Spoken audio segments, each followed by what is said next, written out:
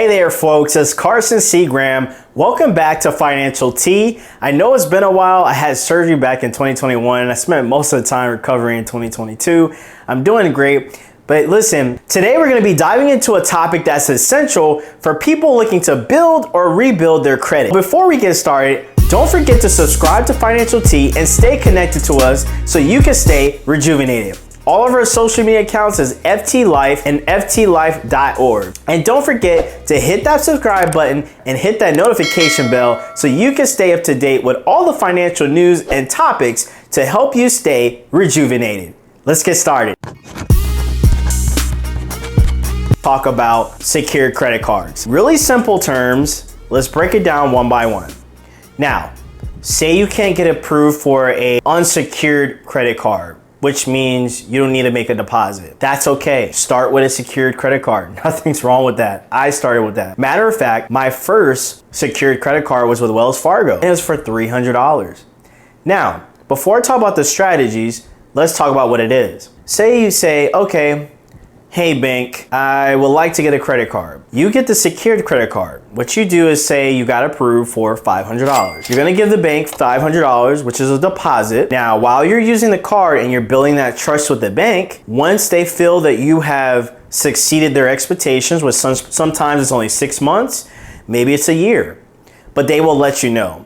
Once you've been using the card responsibly, then they will upgrade you to a unsecured credit line. And the best part about it is you get your money back. So you're literally borrowing in a sense from yourself, but it's in a way that you're getting rewarded for it. Why? Because you want to have a card, regardless if it's secured or unsecured, to report to the credit bureau. 3 credit bureaus are Equifax, Experian, and TransUnion. Now, all cards report either to 1 or 2 of these bureaus. But don't get too worried about the bureaus right now. What I want you to understand is the unsecured cards. I understand you're wondering, well, what if Carson, I only have $500 or $300? Or I have even seen people get approved for only $150 of a secured credit card. That is okay. Whatever opportunity you get, I want you to utilize that to get your foot in the door to the credit space. Okay? So what you want to do is when you get this card, make the deposit, whatever amount that they approved you for. Now, if you want something a little bit lower, you can ask for something a little bit lower for whatever amount of cash you're able to do, okay? What I want you to do is use this for either gas, a light bill, or food. Start off really, really light.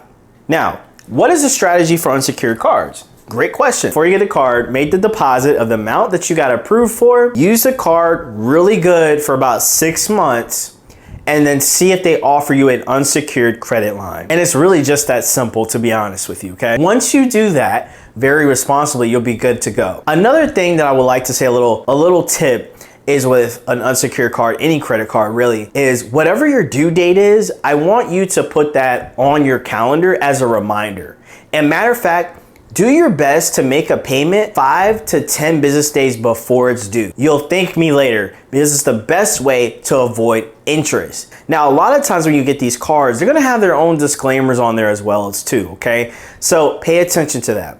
So for instance, the longer you take to pay off a card, the interest accrues, right? And the more that is, the longer it takes for you to pay the card off. Now, these are more of the basic essentials of credit cards, which we're gonna talk about in a separate video, but also we have workshops coming up that you guys could actually attend that's gonna be super awesome, and it's available virtually as well. So you don't have to be here in just Houston, so make sure you join us, okay? Now, let's get on the computer, give you some examples, unsecured credit cards that you can get and might be a good fit. Let's get to it. Okay, so what we're going to do, I'm actually on the Capital One website. If you hover over credit cards, what I want you to do is click on the one that says credit building. I love pre-approval type of cards because they're not hard pulls or soft pull. Once you accept the credit card, it becomes a hard pull, okay? It starts right here. And this is how you know, because it says secured, but also take a look right here. Security deposit, $200, refundable. These are the ones. Refundable deposits and upgrades. Remember I talked about upgrading to a unsecured credit line of credit. So as you can see here,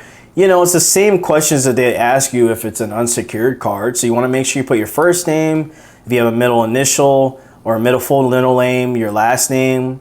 your date of birth, make sure you have your social security number. Now, in this case, when we talk about secured credit cards, don't feel bad and don't feel embarrassed. This is one of the biggest things I tell students when I'm coaching them is that it doesn't matter what credit card you get approved for. It's about the journey. And the journey should be fun and exciting, and don't be embarrassed because we all started from somewhere, including me. Before I got American Express and Platinum and all of these cards, my first credit card was a Wells Fargo secured credit card. When I applied for this card, I only got approved for $300. Now, you may say, what am I gonna do with $300? But listen, first of all, leave the ego at the door when it comes down to credit cards, especially with a secured credit card. Some people don't even think they could ever get a card, but it's all about getting started and not worrying about anything else. It's better to get started than not get started at all. To be honest, when I hear people saying I don't have credit cards, I'm scared of them, I'm like, you're really hurting yourself from a financial standpoint. Trust me, you need credit. We should go into that on the basics of credit in another video. All right, guys, that's a wrap. Thanks for tuning in and watching this unsecured credit card conversation. And if this was helpful, all that I ask is that you share this video and don't forget to subscribe and stay connected with us at www.ftlife.org. We have workshops and various resources to help you take your finances to the next level. And this is Carson C. Graham, your coach, your mentor. And again, don't forget to stay rejuvenated.